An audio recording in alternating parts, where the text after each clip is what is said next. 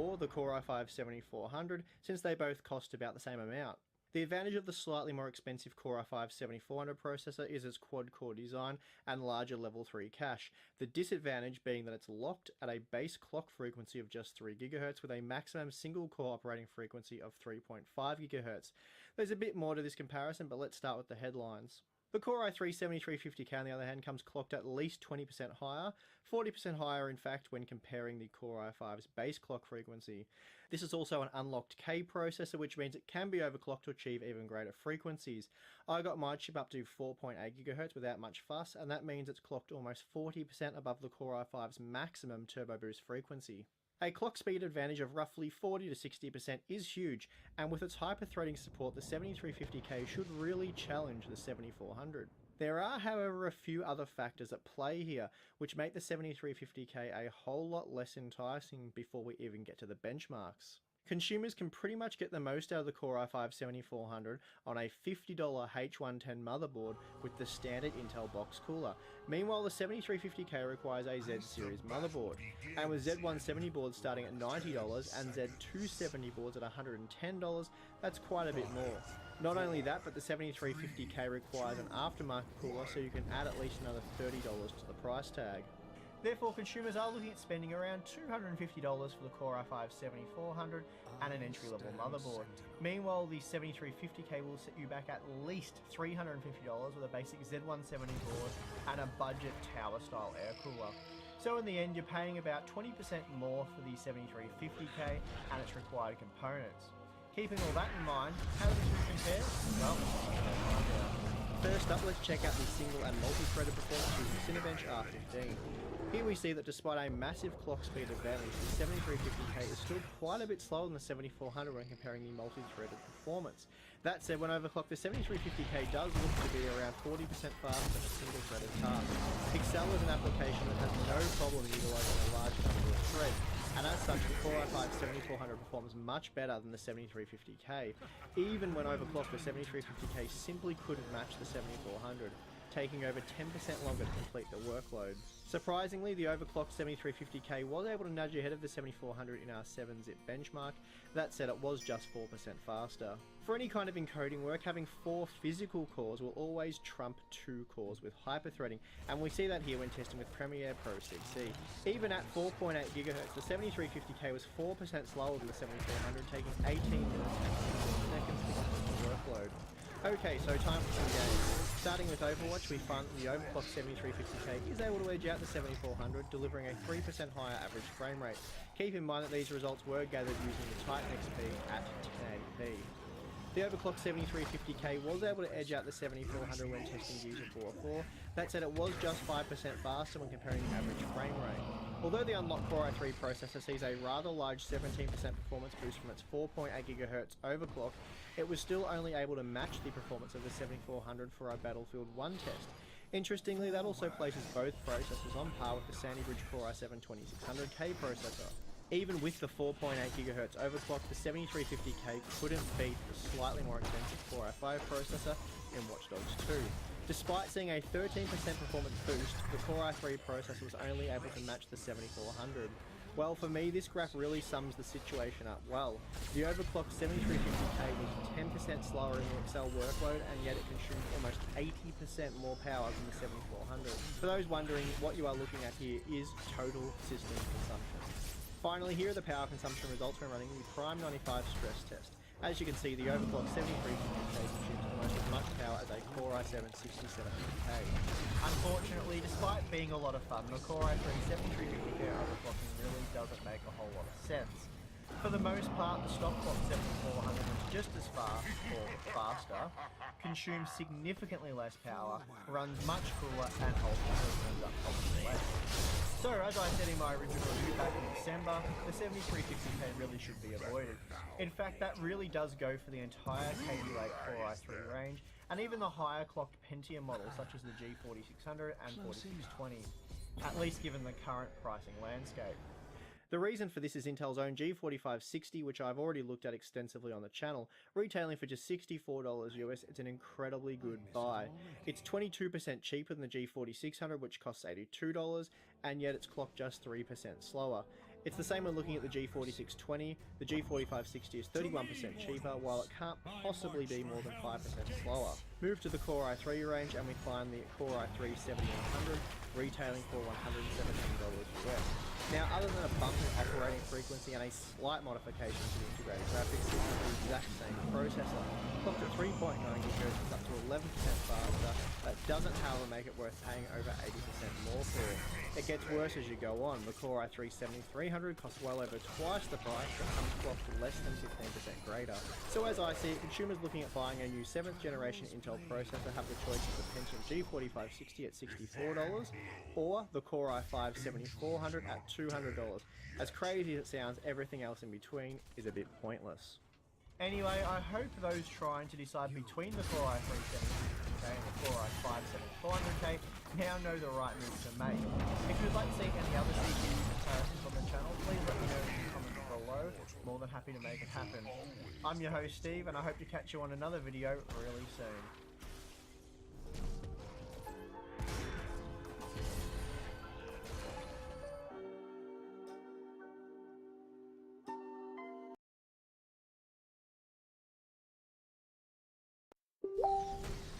No corpse run? Oh, I like this.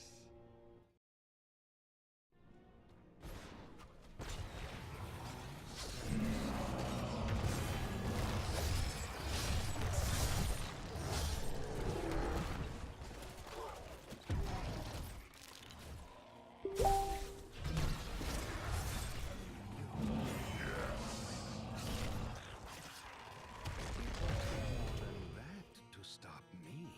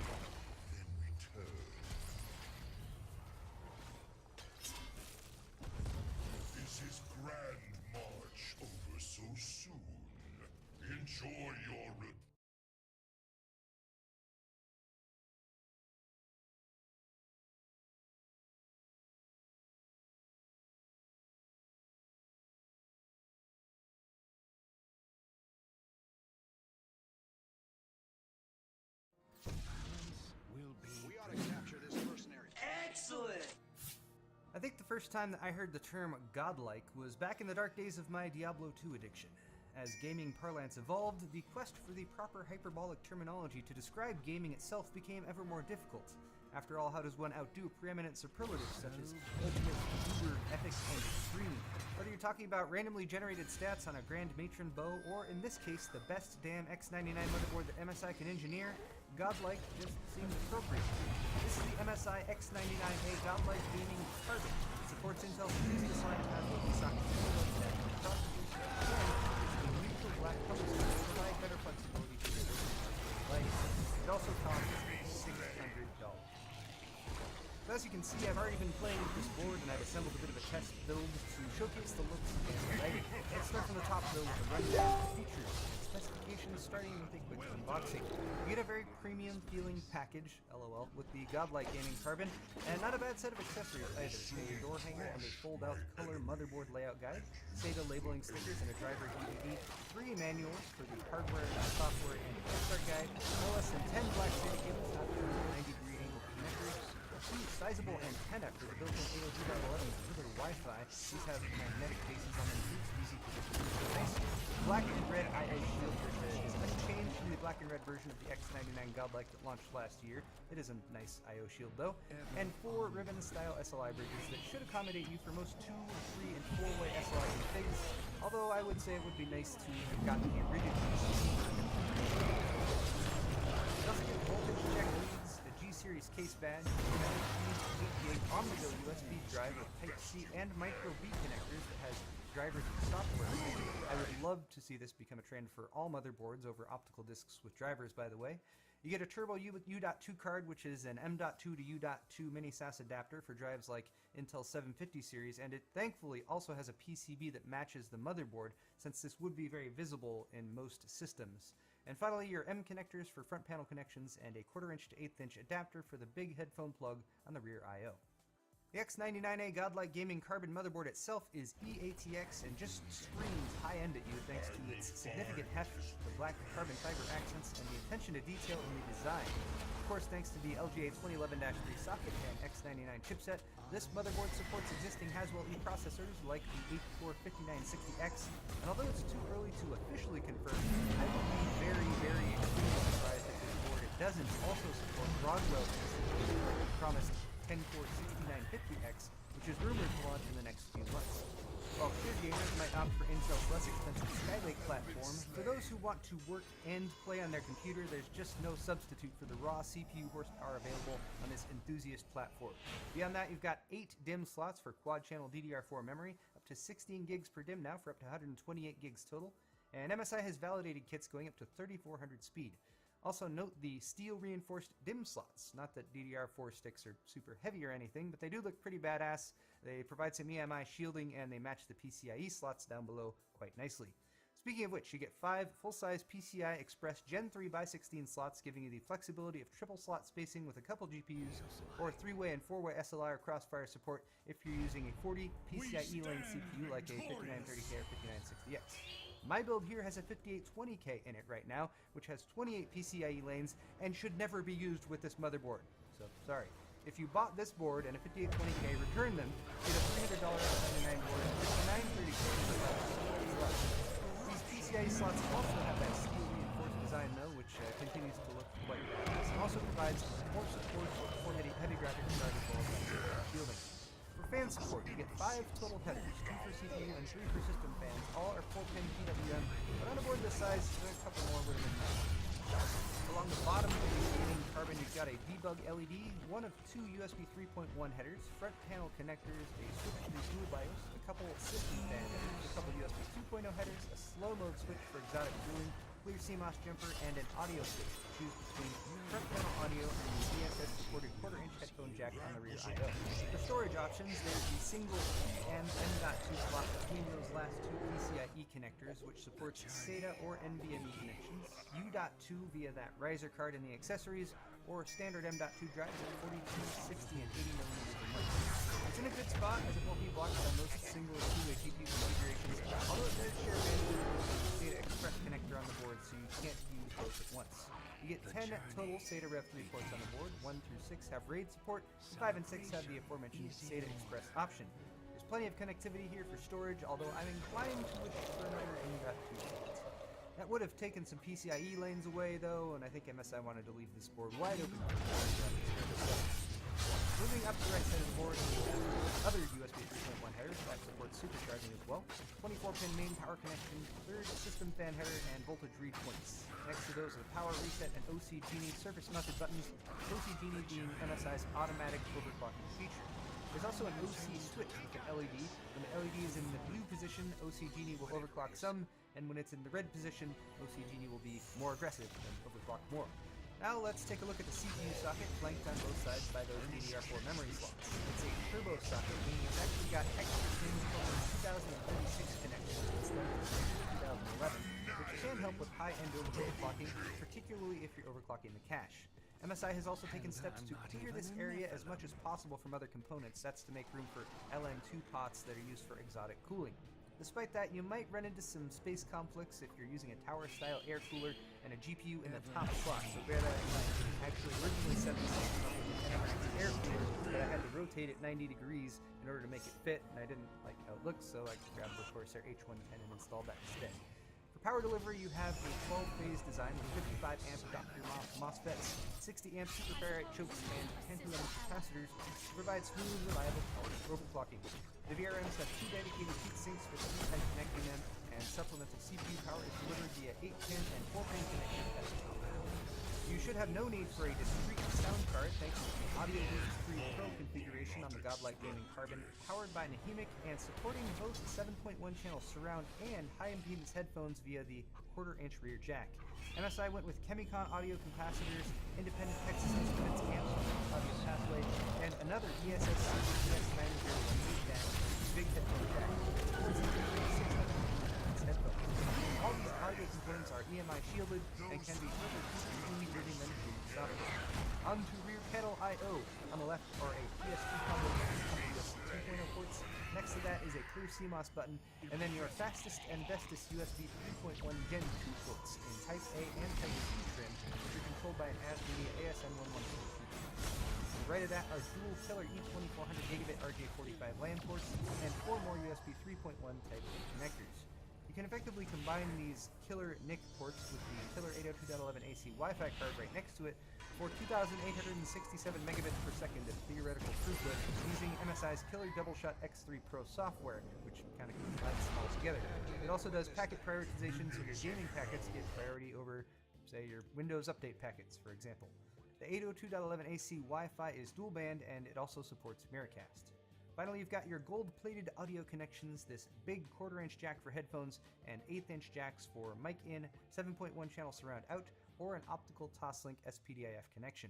Is that all? Well, no, not quite. Let's take a look at the UEFI, and then we will wrap things up with an RGB LED Mystic Light show. Alright guys, I am now tapping delete so I can jump into the BIOS here and give you guys at least a quick walkthrough of kind of what to expect. I'm not going to go into detail with all these different things, but hopefully at least, you know, give you a better idea. And hey, first off I want to point out you got full mouse and keyboard support. The mouse was even plug and play. I booted up without it plugged in and I just plugged it in and it worked, or at least I did that earlier when I was kind of browsing through here at first. Anyway, you'll notice that you got X99A Godlike Gaming Carbon with even a carbon version of the BIOS. They blacked out everything here, you know, that's kind of cool. At the top, you got sort of a quick view of different things like your CPU temperature, what's installed with the 820K, current memory configuration, what it's all set to, as well as a boot device priority, and you can drag and drop stuff right here if you want to change up your boot devices. You also have quick access to buttons like OC Genie, so you can activate that here rather than going through or pushing the actual button on the motherboard. There's also an XMP button. You can use that to quickly enable XMP mode for your memory. Beyond that, some shortcuts in the top right let you take a screenshot, for example, add things to favorites, or if you want to drop down here, languages. Settings tab over here is going to have access to some basic stuff like system status. Advanced, this will also get you your boot priority. This has more boot options than any motherboard ever. There's actually 15 different boot options in the boot priority here. That's a lot.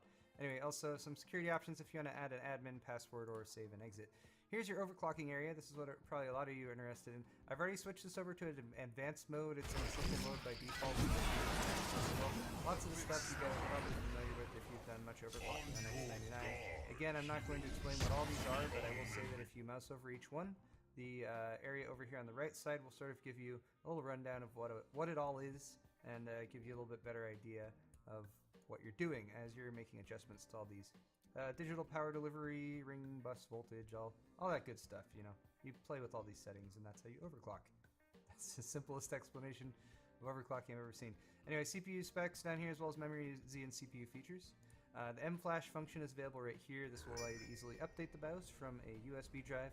And then if you mouse all the way over to the right here, you'll get an actual pop-out that comes out. So this will allow you to access profiles, so you can easily save to profile. You can even load them onto a USB or recover them from a USB. Hardware monitor will access the hardware monitor function, which takes a little moment to load, but then you get access to CPU and system temperatures. At the top, you can access all of the fans, and here I really like what they've done with the smart fan mode. It gives you 4 different points of inclination, or I don't know what the there's a term for that, but anyway, you can drag these around so you can give yourself a nice, easy fan curve, so you know your fan stays pretty quiet until things actually start to get warm or that kind of thing. You do have that also available for your system fan, so I only have one system fan plugged in, but by default you just have a single guy you can drag around here, or you can turn on smart fan mode, and that will really, really nice to have. I really like what MSI has done with the fan controls here. Finally, we've got the Board Explorer, and this is a Board Explorer. It will show you actually pretty accurately as you mouse over different things what you have installed. SATA ports, if you mouse over something's connected, let's say you have a 5820K installed, or you happen to have installed. Same goes with your memory slots, I/O, and what's currently plugged into I/O, like the mouse and keyboard. Anyway, so that's pretty handy too. Moving right along to an LED lighting demo, and I kind of got things situated here. The first thing that I did actually was go back into the UEFI BIOS, and I disabled the LEDs on the board, because this board has several LEDs other than the 5 points of lighting that you get right out of the gate. It's got some LEDs on the rear I/O and in the NIC slots back there that are red. It's got some more LEDs down here, like a blue one. And you can go into the UEFI BIOS and you can disable all of those. It will also disable your surface-mounted power reset buttons up there. The one thing it does not turn off is the debug LED down here in the lower right. I wish you could do that too. So MSI, make that happen in the future maybe. I'm loading up the Mystic Light app. There's actually 2 ways to control the LEDs on this board. If you're not running the app, or you're not booted up into Windows and running the software directly from MSI, everything will be red, kind of like you see it right now. If you get the app, you can load it up and it connects directly via Bluetooth. There's a Bluetooth, actually an add-on mini PCIe chip on this board. It's kind of hidden underneath the shroud, but it is there. And then you can use Mystic Light. So Mystic Light is pretty full-featured, actually. They've had this since about last year. So first off, you can just bring up the color wheel and you can kind of tap wherever you want on the wheel. It'll tell you what color you're choosing down there in the middle. What I like about this board is none of the LEDs shine right out at you. They're actually all directed down onto the board. So you'll notice there's a bank down here on the lower left, kind of near the sound. There's a small light that's in the chipset, which kind of shoots out to the side. That one's really a lot less visible than the others, but it is still there. You would be able to see more of it up above if the graphics card wasn't blocking it. By the way, if you're wondering why I'm using a GTX 970 in this build, it's because it's the only card I could find that didn't light up on its own and didn't really conflict for the color scheme. I put a black piece of tape over the blue on it, so everything else would stand out a little bit better. Anyway, beyond that, there's another bank of lights that's up here just below.